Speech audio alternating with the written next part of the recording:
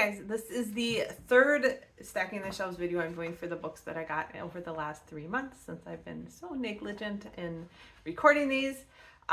This one is going to be a bit lengthy because it is all the books I borrowed from the library and or Kindle Unlimited, and there are 30 of them. So yeah, I'll go through them I guess as fast as I can, and my cat is actually over here kind of bugging me, so we'll see if he is part of the filming as well. I'm not sure why he's decided now he needs to run into the office every time I start filming.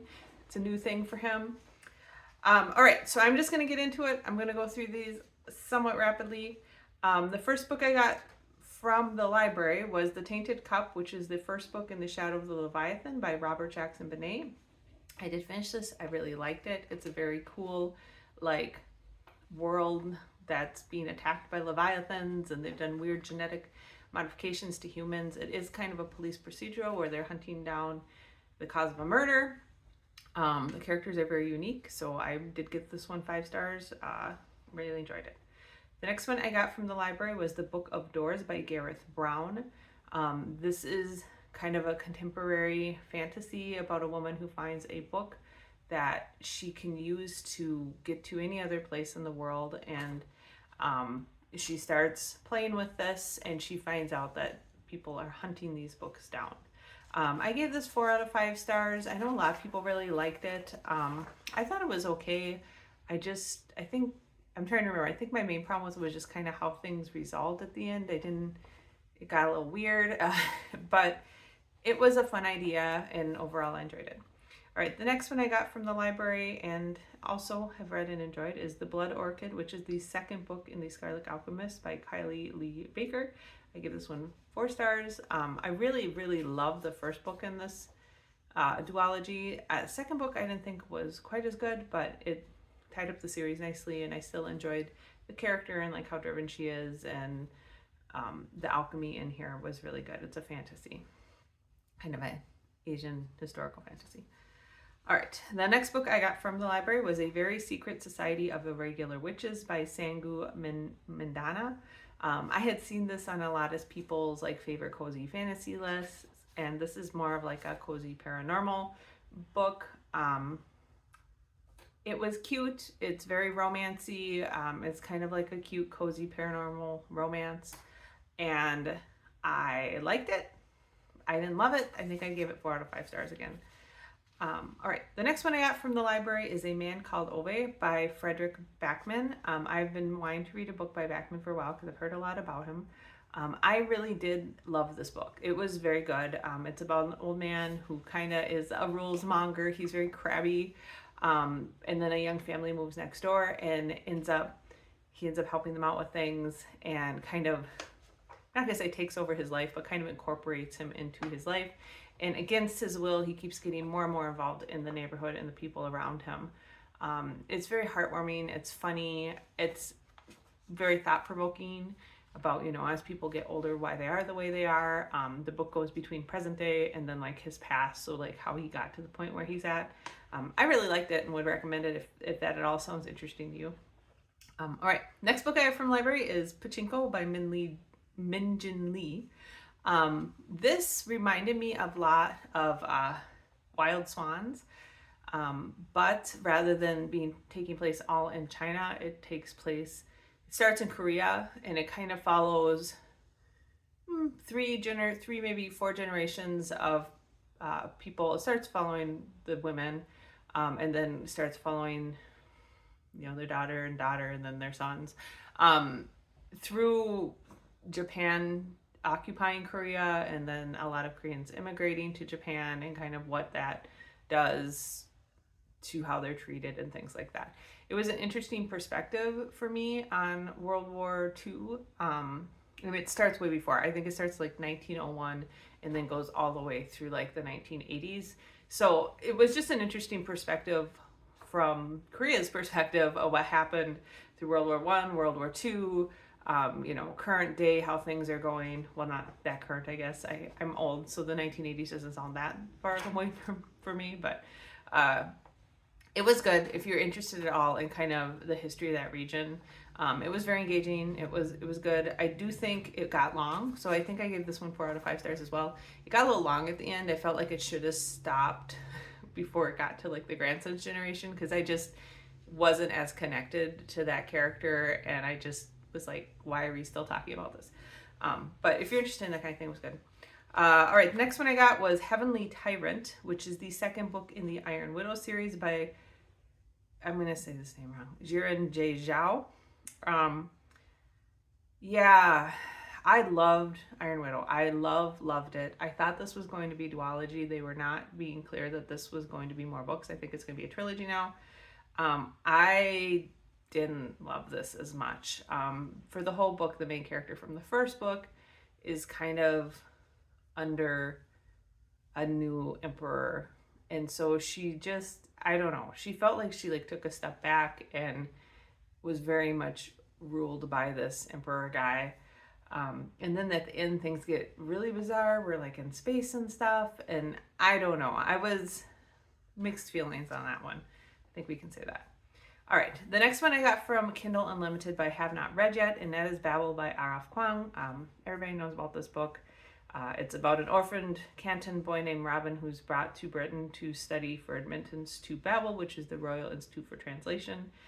He realizes that serving Babel is going to hurt his homeland potentially, and has to kind of make a choice if he wants to stay involved with this shadowy secret Hermes society that is trying to stop the imperial expansion, or if he wants to continue with the studies of Babel. So I've heard a lot of great things about this. I really liked the Poppy War, that whole saga, so I'm excited to read it. All right, the next one I got from Kindle Unlimited, and I also have not read these yet. I actually just picked up the whole trilogy. I will do that a lot for Kindle Unlimited because things go on and off Kindle Unlimited. So like if I'm going to start reading a series, a lot of times I'll just get all the books. And that is Jade City, the Green Bone Saga, Book 1 by Fonda Lee. I have read some other Fonda Lee books and enjoyed them, and I've heard a lot about Jade City being really good. This is supposed to be a Godfather-esque saga of intergenerational blood-fused vicious politics, magic, and kung fu. It sounds like it's about a turf war that breaks out between magical clans. I think I'm not a huge like politics, like mafia type person. I don't really like that kind of theme, but everybody has been saying the series is so good for so long. I'm going to go ahead and give it a shot. So with Jade City, I also got Jade War, the second book in that saga, and then Jade Legacy, the third book in the Green Bone Saga. All right, the next one I got is The Nightingale by Kristen Hanna. I did borrow this from the library.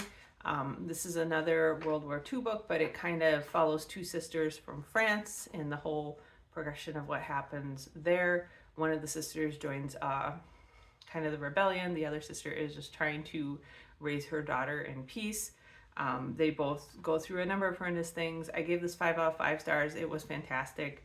I'm a little tired of World War II books. I've read a lot of historical fiction set in that, in that era.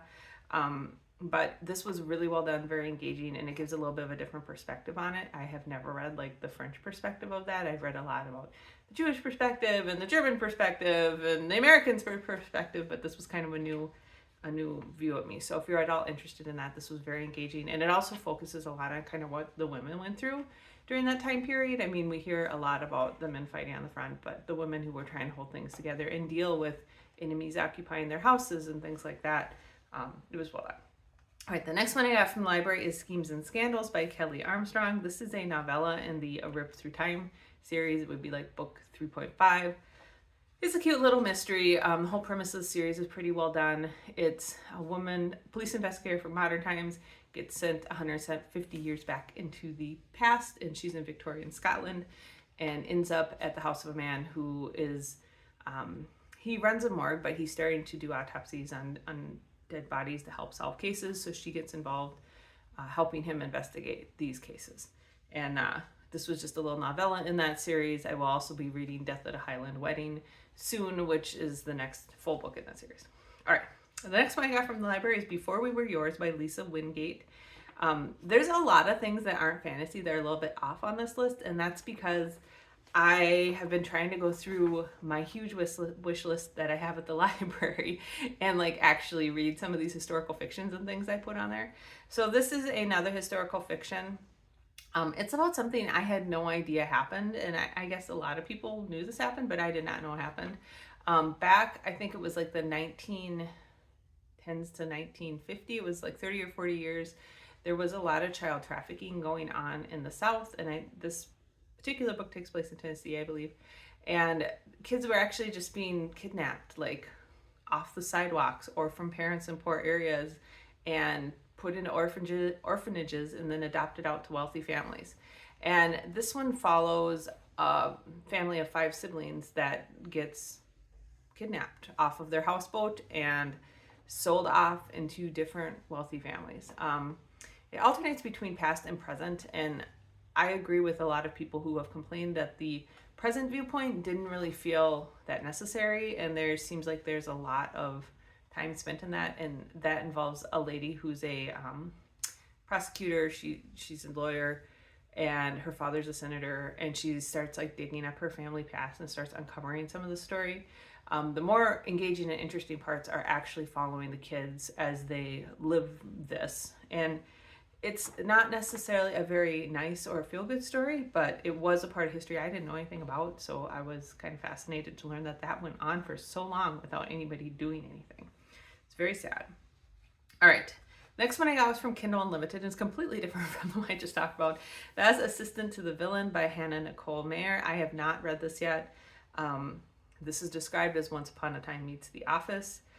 It's about a girl named Evie Sage who gets a job with an infamous villain. So I think that it just sounded really amusing. I've heard good things about this whole series, so I borrowed that one. The next one I borrowed from Kindle Unlimited is Ordinary Monsters, the first book in the Talents series by J.M. Muro. This is about 3 characters. One is a guy named Charlie who has a body that heals. One is Marlowe, a foundling that shines with strange blue light, can mend flesh. And they get escorted. They're supposed to get escorted to safety by a detective named Alice Quick. They go on this journey to be safe, I guess. I don't know. It just sounded quite interesting, and honestly, I like the cover, so I decided to go and pick up to read. All right, the next one is another Kindle Unlimited book I borrowed, and this is another historical fiction, and that is Red Tint by Anita Diamant. This is a retelling of Dinah from the Bible. It goes through kind of her life, so the traditions and turmoils of ancient womanhood. It's supposed to be kind of a unique combination of the society of historical biblical womanhood. I'm not huge into the Bible and learning about that, but this has been touted as a really good historical fiction, kind of describing that era, so to speak. So it should be interesting. All right, the next one I got from Kindle Unlimited, and that is Diavola by Jennifer Thorne. This one sounds like kind of a humorous horror gothic novel.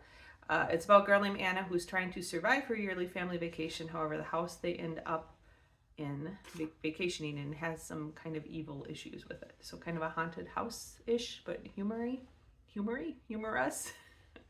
All right, the next one I got is a pretty famous book, and it's just one I've been wanting to read for a long time, and that is Solaris by Stanislaw Lem. This is about a man named Chris who arrives to study the Solaris Ocean and finds it's drawing out strange memories from him. Maybe the ocean is like sentient or something. I actually haven't seen this movie, and I know it's fairly popular. I did just finish reading Alien Clay by Adrian Chorowski though, and a lot of people were comparing that to like Solaris, and I've had this on my list for a while to read, and since I just finished Alien Clay, I thought, oh, well, I might as well read that. So got that. Okay, the next one is Ink Blood Sister Scribe by Emma Torres. I got this from Kindle Unlimited. This is about 2 estranged half-sisters that are tasked with guarding their family's library of magical books. And they end up working together to unravel a deadly secret about that collection. And I should mention, I think I mentioned this in the last video, I went through a lot of books on my library wish list that I've been like waiting to read, and then just kind of cross-reference it with what's available for Kindle Unlimited, and if it was available, I grabbed it. just so I can take it off my long list library wish list and have it to read through Kindle Unlimited. It's just more convenient to read it whenever I want to and not have to go with the library schedule.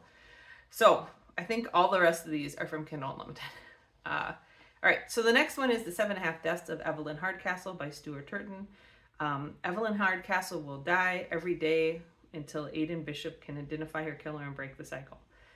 But every time the day begins again, Aidan wakes up in the body of a different guest. So it sounds a little bit like Groundhog Day-like, but also like a little murder mystery.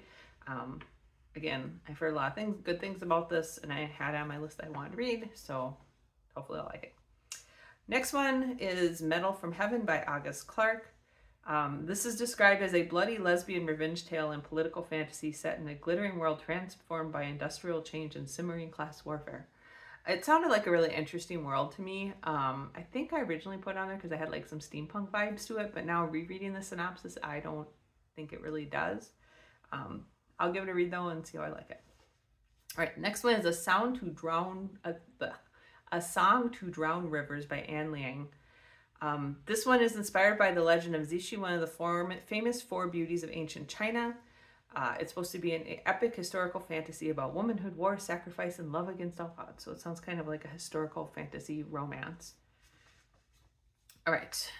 The next one is Sinlin Ascends, the Books of Babel, Book 1 by Josiah Bancroft.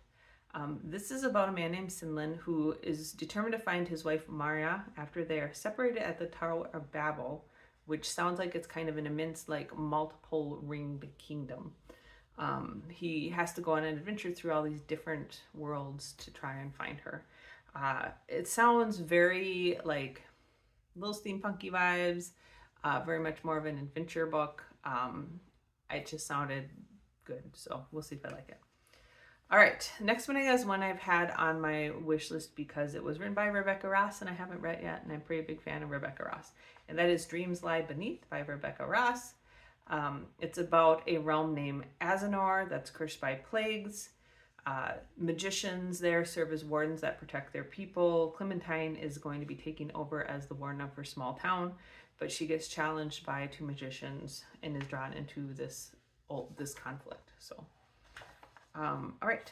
The next one I put on the list because I was looking for some like more cozy type sci-fi to read, and that is Light from Uncommon Stars by Raika Aoki.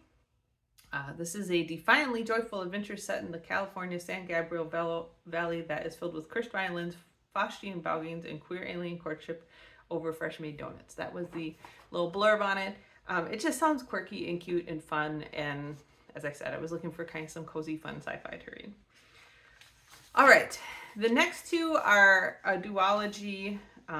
Again, maybe a little sci-fi-ish kind of twist to it.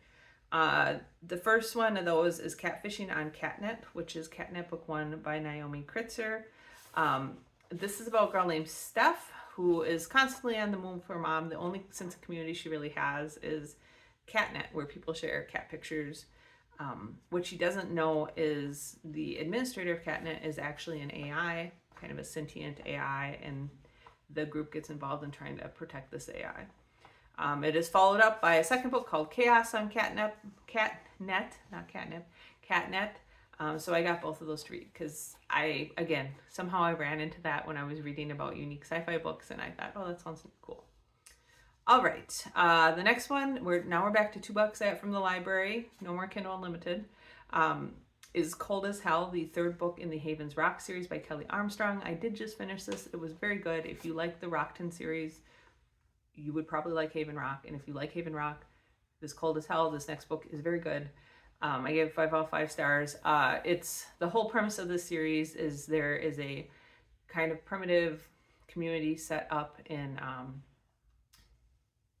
the wilderness up north, the Yukon wilderness, and the main character is a police investigator who is there for her protection because of some things that happened in her life, and she's serving as the detective for the town.